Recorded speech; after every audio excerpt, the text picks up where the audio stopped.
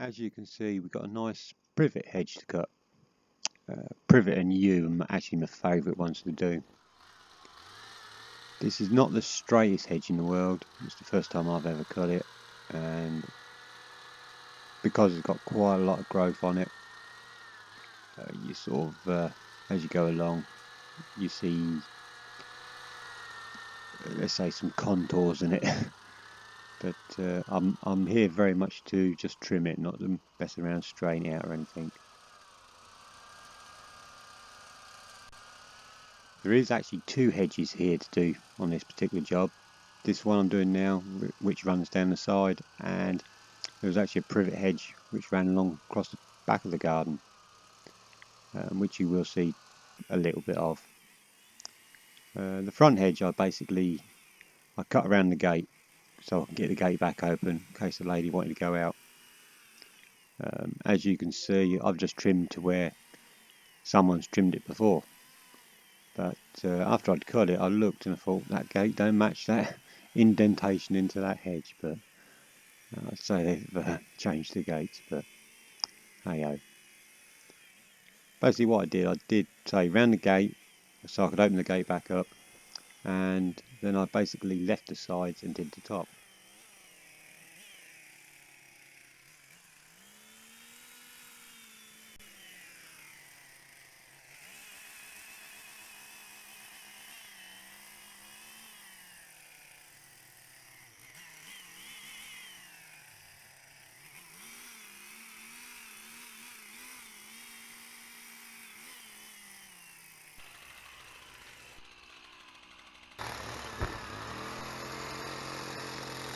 Something I don't use very often, but I do use on like first cut of privet, is the catcher on the hedge cut head. It does make life a lot easier, especially on that first cut. I always find a lot of the stems can sort of drop back in and you end up trying to rake them off, and they're a bit of a pain in the backside, should we say. But usually on the second cut, and if I do a third cut on the privet, I don't tend to use it then, but it is definitely handy on the first cut.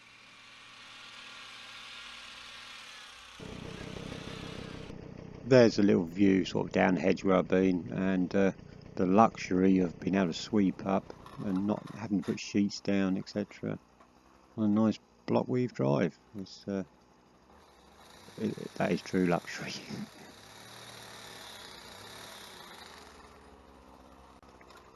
Obviously, I'm getting pretty close to the wall here now, up against the house. I did sort of put my hand in and have a good look, make sure there's no TV wires or anything against the wall. People usually aren't too happy if you cut their inlet off by slicing wires. I did actually cut through someone's Sky TV wire a couple of 3 years ago, but they had actually laid it in the privet hedge. It wasn't even attached to the wall, so you've got to be a little bit careful once you get close to the walls.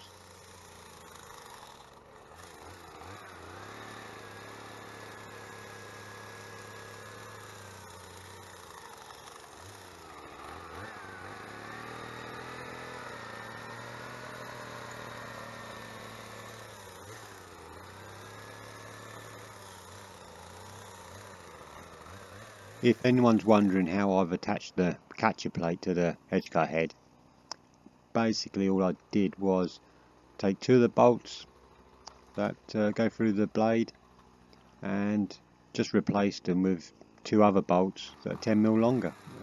It was pretty much simple as that. And then just make sure you put a locking nut on top.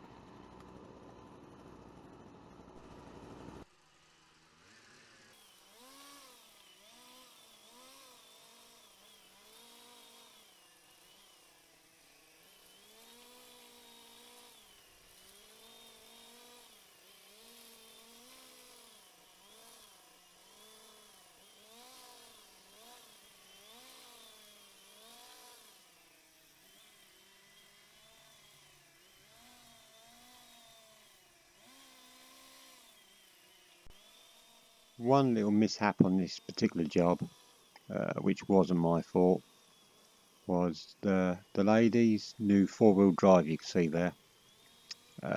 It's about 4 foot from the hedge. Well, when I got there and was getting my tools out, it was actually parallel with the hedge, about 4 foot away from it. And I told him there's plenty of room, no need to move it.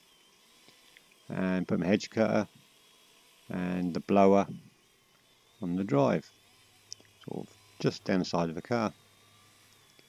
Went back to the van, went to get my helmet and bits and pieces, and I could suddenly hear her car. So I sort of peered around the door of the van, and the car was roughly where it is now. She decided to move it, and my blower was on its side, wedged under a bumper. And then she sort of backed up a little bit, and the blower sort of stood itself back up again.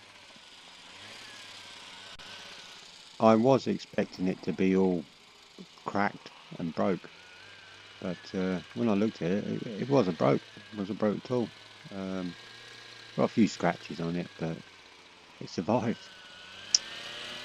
But when I used it to clear up and start it up, it's a little bit whiny now. So I think somehow the plastic casing, or where the fan is, it's got a bit distorted. So I think poor old blower, its lifespan's been limited by quite a bit. So we'll see, but it might be a new blower before the end of the season. But I suppose on the bright side, it wasn't a hedge cutter under a car.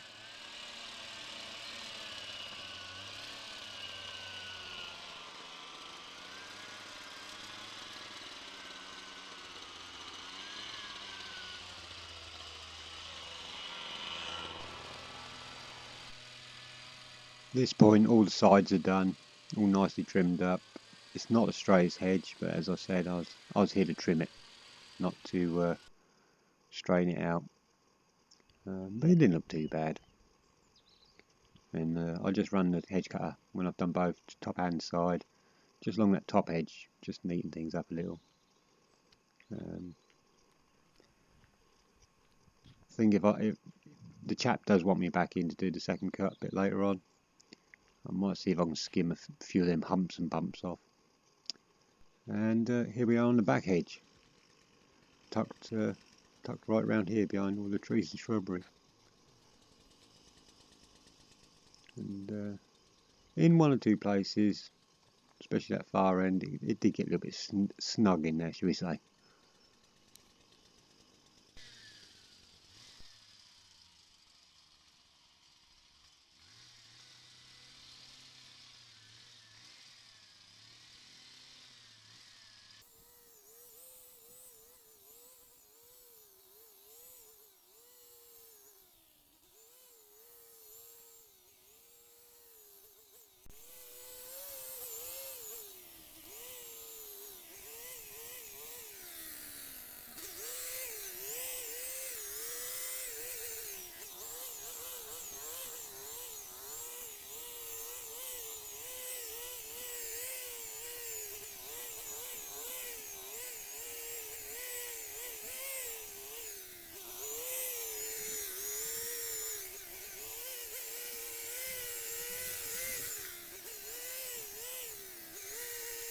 I did the back hedge the opposite way round to the front, as in I did the face of the hedge first and then I did the top.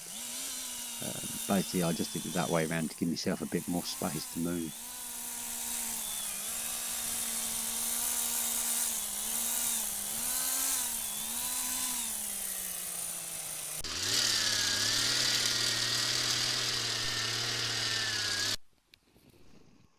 That's the side done, so just the top left, and then rather a lot of mess to clear up. Privet is always surprising.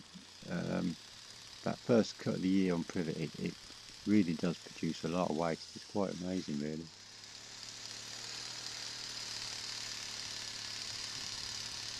I would like to get some more videos up, really, but work's just mad at the moment, and it's just finding the time to do the editing.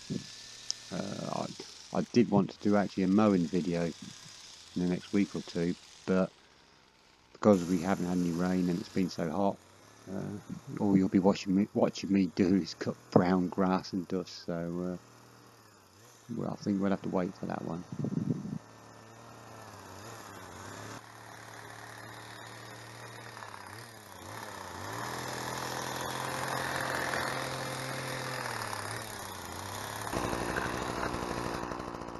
And there it is, pretty much all done. As I said, our favourite thing to do next is clear all the mess up, which we all enjoy that bit, don't we? So thank you for watching, and hope you enjoyed. Thank you.